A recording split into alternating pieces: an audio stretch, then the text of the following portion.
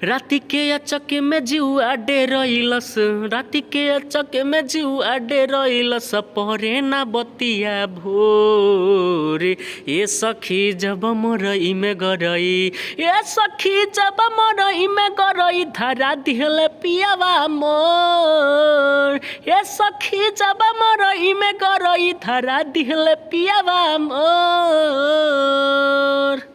नमस्कार दोस्तों, दबंग नेटर चैनल में आप सबका स्वागत है। और फिर से एक नया सॉन्ग लिख करके ला दिया हूं जो कि आप सबको बहुत ज़्यादा पसंद आएगा।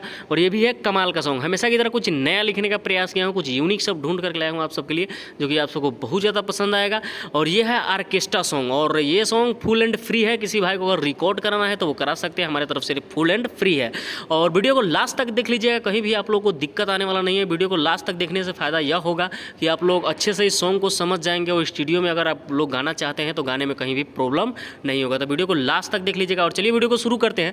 वीडियो को शुरू करने से पहले छोटा सा रिक्वेस्ट करेंगे कि अगर चैनल पे नए हैं तो चैनल को सब्सक्राइब कर लीजिए और बेल आइकन दबा के ऑल वाला ऑप्शन सेलेक्ट कर लीजिए, ताकि मैं कोई भी वीडियो डालूं तो नोटिफिकेशन आपके पास पहुंच जाए और आप उसका लाभ उठा सके। तो इसके लिए चैनल को सब्सक्राइब करना जरूरी है, सब्सक्राइब करना मत भूलिएगा। और वीडियो अच्छा लगेगा तो लाइक कर दीजिएगा और कमेंट करके बताइए कि सॉन्ग कैसा लगा। और चलिए बिना किसी देरी को वीडियो को शुरू कर लेते हैं। तो सिंपली हम लोग आ चुके हैं मुखरा की तरफ, और मुखरा स्क्रीन पर लिखा हुआ दिखाई दे रहा है। और चलिए इसको गाकर देख लेते हैं।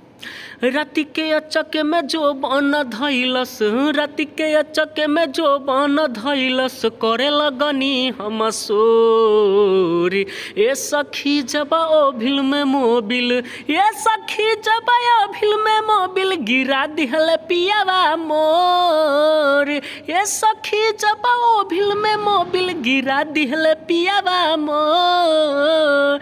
राति के अचके में जो बन धइलस, राति के अचके में जो बन धइलस, करे लगनी हम सोर। ए सखी जब ओभिल में मोबिल, ए सखी जब ओभिल में मोबिल, गिरा दिहले पियावा मोर। ए सखी जब ओभिल में मोबिल, गिरा दिहले पियावा मोर।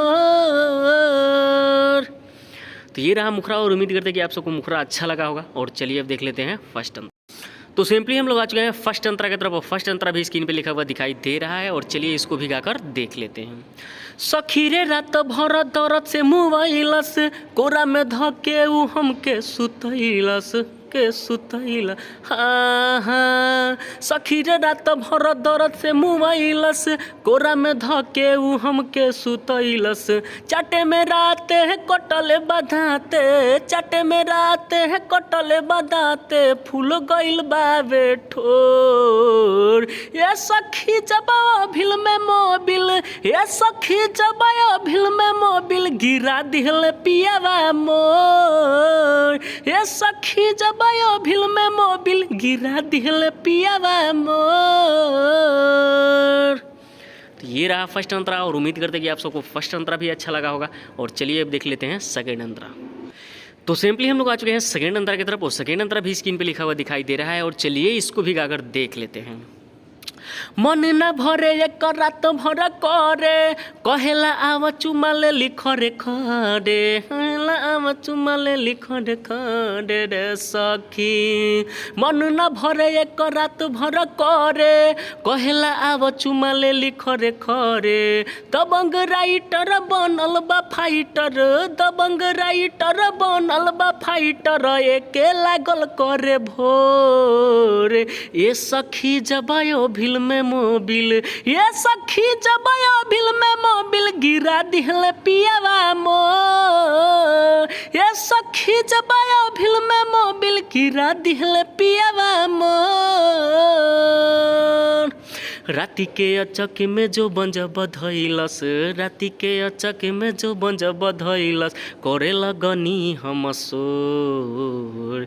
ए सखी जब ओभिल में मोबिल, ए सखी जब ओभिल में मोबिल, गिरा दिहले पियावा मोर।